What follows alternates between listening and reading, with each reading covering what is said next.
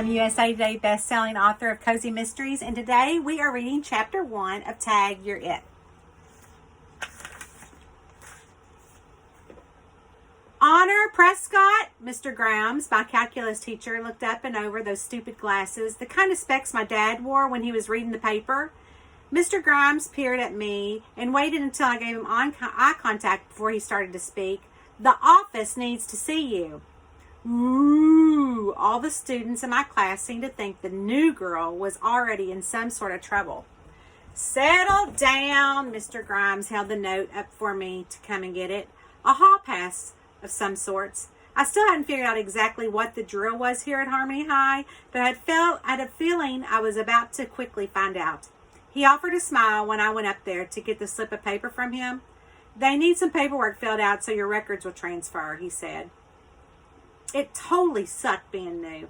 I wasn't sure if he was trying to comfort me with his little smirk, but it didn't make me feel any better. Actually, it creeped me out. He creeped me out. There went my new school motto of just blend in. I walked back to my desk and grabbed my backpack, careful not to hit anyone with it when I flung it over my shoulder. I had no clue where the office was, but I had a note which meant I could take my sweet time getting there. Harmony High was like every other high school. The hallways were littered with back-to-school signs, broken penciled, old, ugly, cracked tile floors, and steel lockers with heavy-duty locks lined the walls. I groaned when I saw a few of the locks had already been a victim of butterflying. I had been the recipient of such childish activities at my old school in California. I got so tired of being laughed at while I was trying to flip the lock to the combination. Finally, I stopped using the locker altogether and kept all my things in my backpack. If you think that moving across country, changing schools, trading your jeans in for a floral skirt and whatever kind of top that is will make you popular, think again. Hillary whispered in my ear. Her voice was low, but the words whipped around like steel between them. She knew exactly what to say so it would stab me where it hurt. I turned around quickly. No one was there. Maybe walking around the empty halls wasn't such a good idea. At the end of the hallway was a gold plate screwed on the wall that had office printed on it and an arrow pointing in the opposite direction. Like the good honor student I was, I followed it. The voice in my head, Hillary's voice, was right. It wasn't like changing school was going to make me popular, hot, or even liked, but I was hoping it was going to make Hillary go away. Hillary Cooper, 5'8". Cropped black spiky hair, black eyes, dead. I wish I could say she had sparkling eyes like she did when we were 8 years old, but I can't. They had dulled over the years just like mine. I'm still here, her words echoed around me. Go away, I whispered while I closed my eyes and balled my fists, the note crumpled in my palm. Can I help you with something? The janitor appeared out of an open door. His eyes gave me a warning that said that I wasn't supposed to be roaming the halls. Office? I asked, pretending to be stupid, and held up the crumpled note for him to see. That way, he pointed and disappeared right back to the door where he'd come from. The office was around the corner and to the right. The door creaked open when I opened it. It was like every other school office. The secretary's desk sat in front of the hallway that I could only assume was where the counselors' and the principal's offices were located. The secretary obviously was the keeper, but she wasn't there. I took my time looking at all the plaques hanging on the wall boasting the academic achievements of Harmony High School. A deciding factor when my parents took the psychiatric's advice that it would be in my best interest to change schools and make a fresh start. No matter how much I fought him, they took her advice and literally moved me clear across the country to Kentucky. Harmony, Kentucky. I let out a heavy sigh. Since when did academics become popular in my house? Shouldn't they have cared about that when I was, say, a freshman? Nice to see them thinking about it my junior year. Luckily, I was already at the top of my class. One thing about not being popular, you had an open social calendar which left plenty of time to study, and study some more. Yeah, what do you need? I heard a voice call out. No one was behind the desk, and it wasn't Hillary's voice. It was a male's voice. You, flower girl. I turned around and realized that the voice was talking to me, or about me, and the new flower skirt I was wearing. He was tucked back in the corner opposite of the secretary at a smaller desk. A hot guy. He was reclined, his chair with his feet propped up on the top, his fingers going a mile a minute on his phone. Me? I pointed to myself.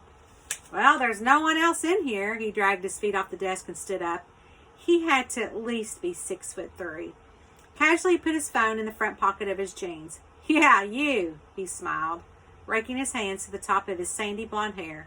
His hair was just long enough that made it a little messy, not to mention sexy. I'm here to fill out some paperwork. Slowly I walked over to the counter, careful not to fall.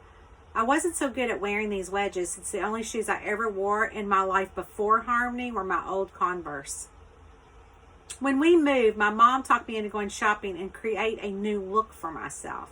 Like a makeover. Fresh start, she said. There was no way that my mom got me. She was stylish, beautiful, and not awkward. What did my parents expect when they got their genes together? Mom's good looks, dad's brains? Not quite. I got dad's brains and mom's freckles. Anyways, I stumbled my way over to the guy with my note. Amusement lurked in his deep brown eyes. He thumbed through some files sitting on the counter in a wire basket. I couldn't help but notice he was wearing a leather jacket with sports bars sewn up the sleeve. Most of them were basketball, baseball, popular. New girl, he kept saying while looking through the files. He held one up. Honor, Prescott, the one and only. I gave a half-smile grin and held the note out for him to take. My eyes couldn't stop from staring at his muscled body under the gray V-neck shirt that was purposely tucked in the front of his jeans, leaving the back and the sides out. He took the note and read it, with my file still in his hands.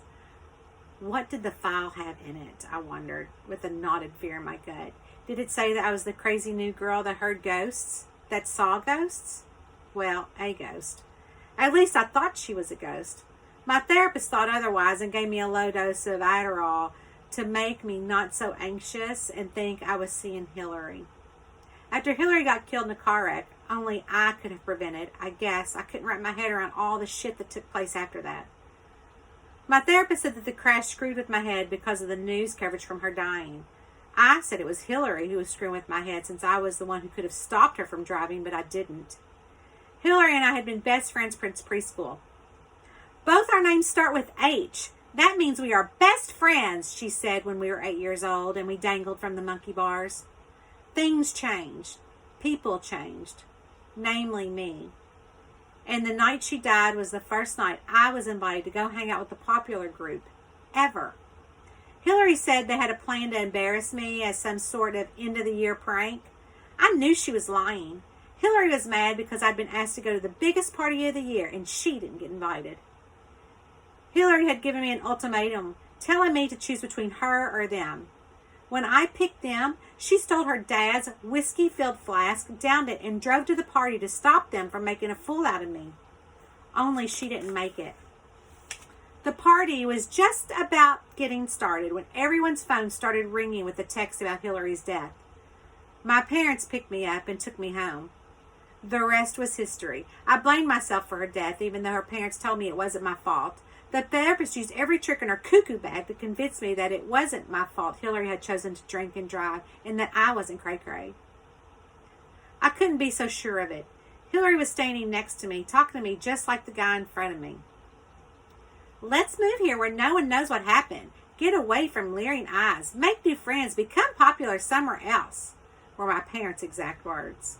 Here I was, standing in Harmony High School office, getting ready to fill out the new student paperwork, staring at the back of a hot guy as he used the copier.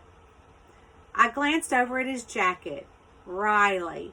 The letters were perfectly centered on the back. The super cute guy stood with his back to me as he copied some papers. He must be the same year as me, junior, because his jacket had our graduation year embroidered on the other sleeve. Here you go, he walked back over and handed me the paperwork. Just fill it out and drop them in the basket on the secretary's desk. I followed his finger to the wire basket that had a big sign in front of it. New student paperwork. You have until the end of the week, he smiled. The bell rang. Nice to meet you, Honor. What's your... I started to ask his name before someone came in and interrupted me. Your name is Honor? The girl giggled at the door. Her dark, red, gold hair fell into her indigoed eyes. She looked like some damn girl guide, all bouncy and crap. Yes, Honor Prescott, I'm new. I nodded and smoothed down my long brown hair, feeling a little intimidated. Who knew Kentucky was so fashion-forward? The girl had on a pair of skinny jeans, a black tank, ankle boots, and her neck loaded down with all different lengths of necklaces and chains. Her wrists jangled from all the bangles around them when she walked toward me. I can tell you're new. She eyed me. Her indigo's eyes were like ice cubes. She hooked her arm in Riley's, who had come around the corner and taken books out of her hand. What a good Southern gentleman, I thought. A little envy hung around my heart. I'd always dreamed of a boyfriend, any boyfriend. I wouldn't care if he carried my books or not. I'm Minnie, Nick's girlfriend. Her ownership of Nick Riley was apparent. A devious smile curled across her face. She flung her hair over her shoulder and tugged on Nick to come. Confidence spewed from her, letting me know she was the top dog around here. Nice to meet you, Minnie. I took everything I had in me not to sing the Mickey Mouse song to her. I knew better. See you around, Honor, Nick snickered. He waved over his shoulder as he juggled his books and Minnie's. Come on, Minnie smacked Nick on the arm. We don't have time to chit-chat. The door shut before I could hear his response.